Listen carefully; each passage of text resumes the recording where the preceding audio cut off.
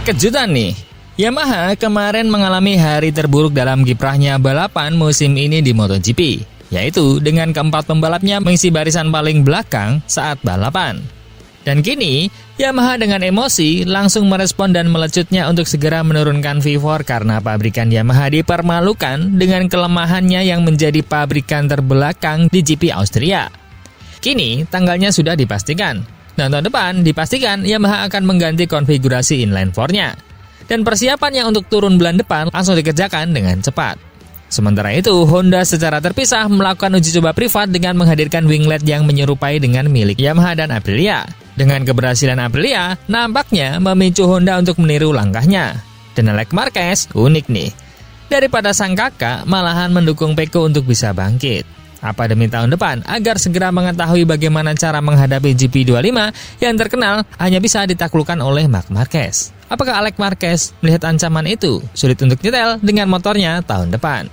Seperti apa lengkapnya kita bahas.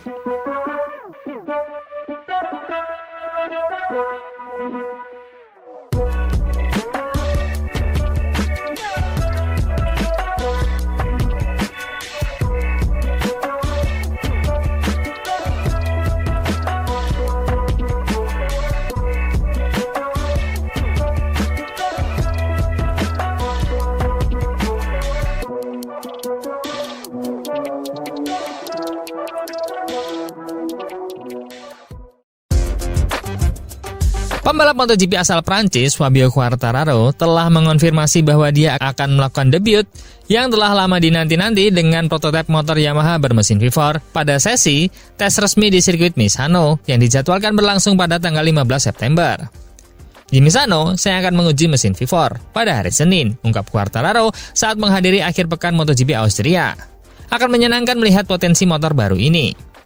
Prototipe Yamaha V4 yang saat ini tengah dikembangkan oleh pembalap penguji Augusto Fernandez dan Andrea Dovizioso direncanakan menjadi pengganti motor Yamaha M1 bermesin 4 silinder segaris atau inline 4 untuk musim depan. Ini menjadi langkah besar dan beresiko tinggi bagi Yamaha yang selama 2 dekade terakhir setia dengan filosofi mesin inline 4-nya. Namun kini mulai ditinggalkan karena ketertinggalan performa yang semakin nyata. Performa Yamaha di Grand Prix Austria yang lalu menjadi salah satu titik terendah musim ini. Masalah cengkraman ban belakang yang terus berulang menjadi semakin parah akibat penggunaan konstruksi ban belakang khusus yang lebih kaku. Quartararo hanya mampu finish di posisi ke-15, satu-satunya poin yang diraih Yamaha akhir pekan itu. Bahkan keempat motor Yamaha mengisi posisi terbawah dalam klasifikasi akhir. Masalah yang kami hadapi di lintasan ini sama seperti yang lain. Saya hanya jauh lebih parah, kata Quartararo. Situasi ini mendorong Yamaha untuk mengambil keputusan besar, mempercepat debut motor V4 ke lintasan balap dan mengakhiri ketergantungannya pada mesin inline 4 yang sudah dianggap tak relevan lagi dalam kondisi kompetisi modern saat ini. Dengan seluruh rival utama Yamaha termasuk Ducati, KTM, Aprilia, dan Honda telah menggunakan konfigurasi mesin V4. Jelas bahwa Yamaha tidak bisa terus bertahan dengan teknologi lama. Kami tidak bisa terus balapan dengan mesin 4 silinder segaris. Kami sudah terlalu jauh tertinggal dan pengembangannya tidak banyak membawa hasil, tegas Quartararo. Saya cukup yakin kami akan balapan dengan mesin V4 musim depan. Saya tidak sabar untuk mencoba motornya, karena saya rasa kami benar-benar membutuhkan perubahan besar. Meski proyek V4 tengah dikembangkan oleh pembalap berpengalaman seperti Augusto Fernandez dan Andrea Dovizioso, Quartararo memilih untuk menahan penilaiannya hingga dia mencobanya sendiri di lintasan. Augusto dan Dovi adalah pembalap yang sangat berpengalaman, dan tentu saja saya mempercayai mereka, ujar juara dunia MotoGP 2021 itu. Namun, sampai saya sendiri mencoba motornya, saya tidak ingin mengambil kesimpulan apapun. Sementara itu, Fernandez menyatakan bahwa Yamaha saat ini menahan potensi penuh dari mesin V4 mereka, dengan alasan pengembangan bertahap untuk memastikan keandalannya dan peningkatan performa yang berkelanjutan.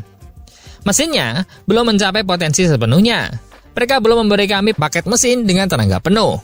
Quartararo pun menyadari hal itu dan mengatakan, saya tahu mesinnya masih lambat. Tapi ini adalah titik yang sangat krusial bagi masa depan. Bukan hanya untuk memiliki motor yang cepat, tapi juga kompetitif di lintasan lurus. Salah satu keunggulan utama yang diharapkan dari konfigurasi mesin V4 adalah peningkatan performa pengereman, terutama dengan pemanfaatan ban belakang yang lebih optimal saat deselerasi. Area ini menjadi fokus penting pengembangan karena saat ini Yamaha masih tertinggal dalam aspek tersebut dibandingkan para rivalnya. Walau tes Misano dan kemudian di Valencia akan menjadi momen penting, Quartararo menegaskan bahwa langkah penting paling signifikan untuk masa depan proyek VIVOR Yamaha akan terjadi pada tes pramusim untuk tahun 2026. Kami akan menjalani tes di Misano dan Valencia, tapi setelah itu, yang paling penting bagi saya adalah tes pramusim. Karena antara Misano dan Valencia, Anda tidak benar-benar mengganti motor. Tapi antara November dan Februari, ada banyak waktu untuk beradaptasi. Bagi saya, Februari akan menjadi ujian terpenting untuk waktu yang lama. Dengan MotoGP yang akan menjalani tahun terakhir di bawah regulasi mesin 1000cc pada 2026, Yamaha berada di ambang taruhan teknis terbesarnya dalam 2 dekade terakhir. VIVOR kini dipandang sebagai harapan terakhir untuk kembali bersaing di barisan depan, setelah era kejayaan bersama Valentino Rossi, Jorge Lorenzo, dan Fabio Quartararo dengan motor inline 4.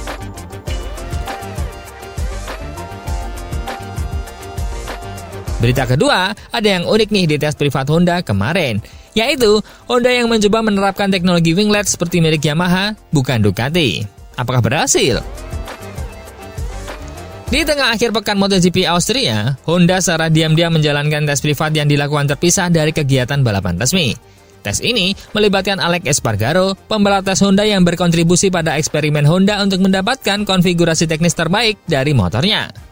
Langkah ini menjadi masuk akal terutama karena Honda juga tidak menunjuk pengganti untuk Sompia Chantra di tim satelit selama balapan Austria.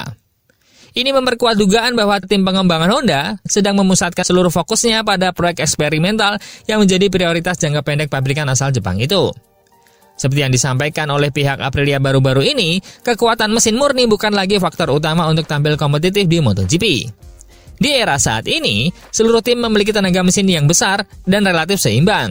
Tantangan sesungguhnya adalah bagaimana tenaga tersebut dapat disalurkan secara optimal dan konsisten, khususnya saat keluar tikungan dan saat pengereman.